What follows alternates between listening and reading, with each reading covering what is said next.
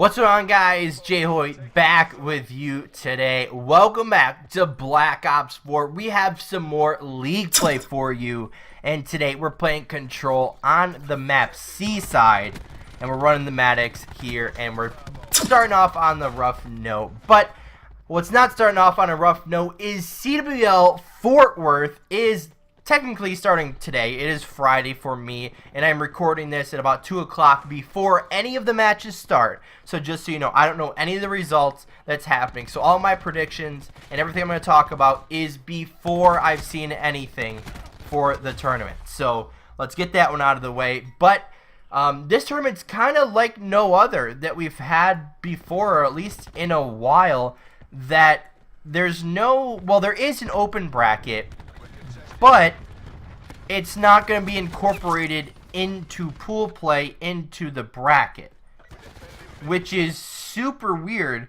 because usually that's like how it is, and you actually like seeing that because, you know, all the former like top AM teams that, you know, didn't make it to the pro league would be in the open bracket and usually come into pools and could cause some upsets, and it was always really, you know, really fun to watch. So I don't know why they did it this way, or if I'm just completely wrong, but from what it's stating on the kind of overview of the tournament page, it doesn't look like that's what it is. So if I'm wrong, then I'm wrong, but that's just kind of how it looks like it. So it is really weird the way that they're doing it, but I guess we'll see what the open bracket turns out with. But we are here to talk about the Pro League teams here at CWL Fort Worth, and I guess let's just kind of start right with the pools. And if you haven't seen the pools, I'll put them up on screen now.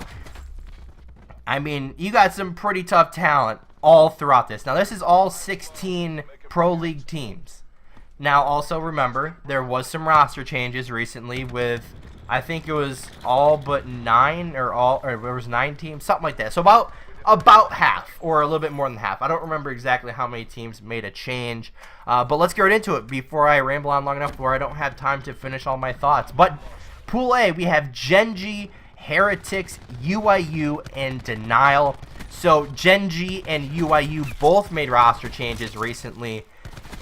Genji, kind of questionable on why they did, because they were, what, 6-1, 5-2, something like that, top of their division. And really surprising. So I guess we'll try to figure out how that team is going to stack up in this group. Team Heretics, I believe, was, what, third, I believe, in their division. But they were looking really good. They've lost to, you know, basically the top teams. UIU hasn't really looked that impressive. They kind of got like a leftovers team after the roster mania.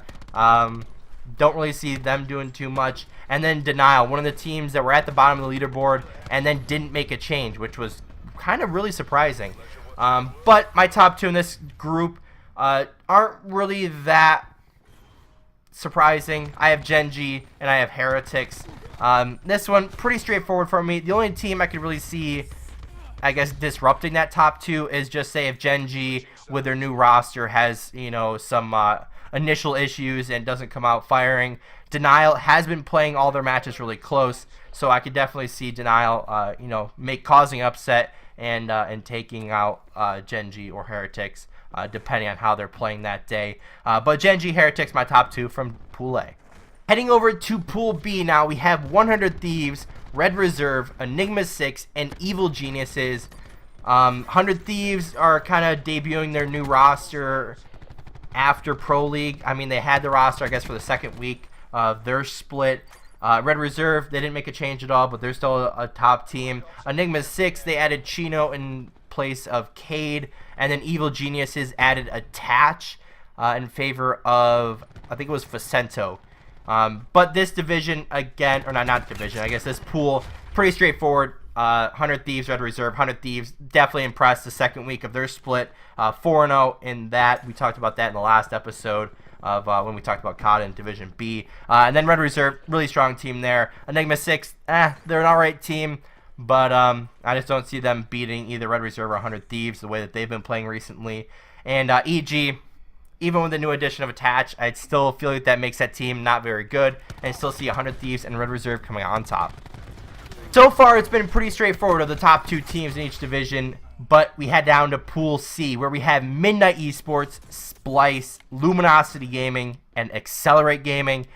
This one is a little bit different because Midnight made a roster change. They completely screw up their roster, and we'll talk about that at a separate time because that's definitely an upcoming topic of mine. Splice, they've looked solid but have looked shaky at times. Luminosity have been starting to play better after the reverse sweep versus Optic. They've kind of turned back up a little bit, and Accelerate, another kind of leftovers team similar to UYU. But this one, I have Splice and Luminosity. Now, this is not the top 2 teams in the division according to record, mainly because Midnight had that previous roster that was very good, and they swapped the roster due to org issues. Like I said, I'll get into that more in a different video. But Splice, LG, top 2 for me in Pool C.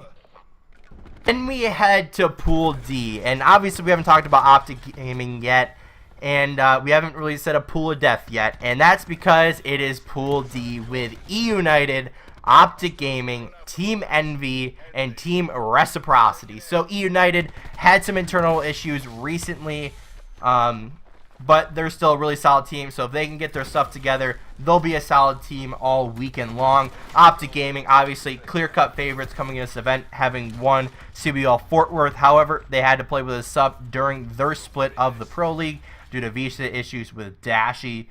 Team Envious, who beat E United last time in a 3-0 fashion, so they could definitely cause some upsets. And then Team Reciprocity, who I believe made a roster change as well, adding Dylan in favor of I don't remember. I don't remember what person he replaced. But this pool, really stacked. However, I'm going to go with Optic Gaming and E United.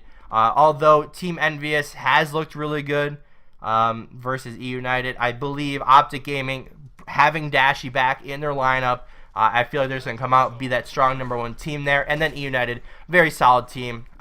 Obviously, finals of CWL Vegas, Optic Gaming, E United. I have a feeling that's going to repeat once again. But definitely Envy or Reciprocity could definitely upset in this division, especially if Optic don't come out firing, and then if E United doesn't come out firing either. I could definitely see Envy or Team Reciprocity coming out and causing an upset. So now that we've discussed that, let's talk about how the playoff kind of works in this tournament, because I believe it is different than usual. So the pool play is four pools of 4 teams, round robin, best of 5 series. Top 2 of each pool are placed into the championship bracket, winners round 1, and bottom 2 teams are placed in championship bracket, losers round 1. Oh, that's very interesting. We're just having the 16 teams battle it out, just kind of like the stage 1 playoffs were. So there's no AM teams or no open bracket teams in this one, which is kind of surprising. But hey, whatever works for this. But then championship bracket, double elimination. So if you win, you keep going. If you lose, you're not out of it yet until you drop down to the losers bracket, where if you lose down there, you are out of the tournament. So we could always see a losers bracket run by a top team that maybe gets upset in pool play or what have you. We could always see a fun losers bracket run. But as far as teams I could see in the Final Four, I definitely see Optic Gaming there. 100 Thieves looked really good recently. They just played Optic Gaming at the pre-LAN, and you guys remember what happened with E United. They played Optic Gaming at a pre-LAN, and they made it to the finals in top 4. Other than that, I could see teams like Team Heretics. They've been playing really well. Splice, Luminosity Gaming, obviously E United there. I mean, a lot of these teams could... Basically, you take everyone from the winners bracket that I said. So that'd be Genji, Heretics, 100 Thieves, Red Reserve, Splice, LG, Optic, E United. You could see basically any of those teams at the end. But I'll make a prediction. Optic Gaming versus Luminosity. I don't even know if it's possible, but Optic Gaming, LG in the finals. And obviously, as an Optic fan, I'm predicting Optic Gaming taking home the 2nd crown at CWL Fort Worth. But let me know your guys' comments and your guys' predictions down in the comment section below. Like I said, I'm recording it before any of the matches start, so I do not know how everything is going. But if you did enjoy, hit the like button down below. If you haven't already, hit the subscribe button. And as always, guys, we'll see you next time.